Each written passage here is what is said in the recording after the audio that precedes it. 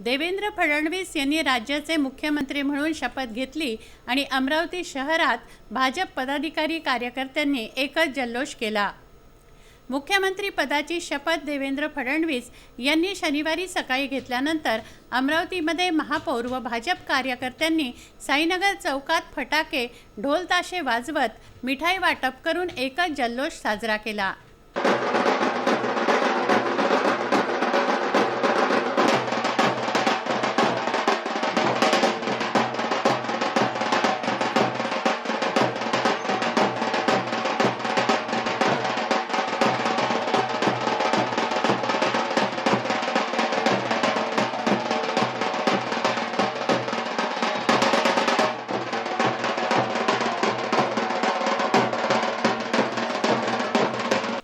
राज्यातील सत्ता स्थापनेचा तिढा अखेर शनिवारी सुटला।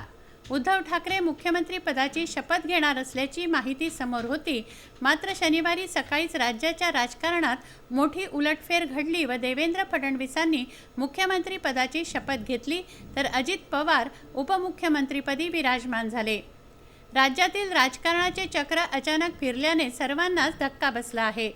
मुख्यमंत्रीपदी देवेंद्र फडणवीस विराजमान होताच अमरावती शहरातील भाजपचे महापौर चेतन गावंडे, तुषार भारतीय यांच्या नेतृत्वात शेकडो भाजप कार्यकर्त्यांनी जल्लोष साजरा केला।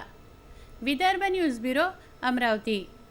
नॅचरल जे लोकांनी बहुमत दिलं होतं ते भारतीय जनता पार्टीच्या नेतृत्वात असलेल्या महायुतीला दिलं होतं आणि सगळ्यांची इच्छा होती की देवेंद्र फडणवीस पुन्हा एकदा या महाराष्ट्राचे मुख्यमंत्री व्हावे।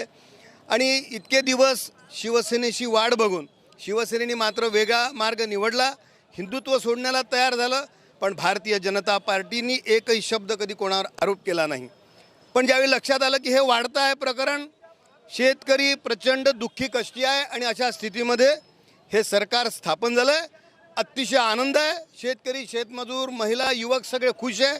हा महाराष्ट्र खऱ्या अर्थाने आज सुखी आनंदी झालेला आहे।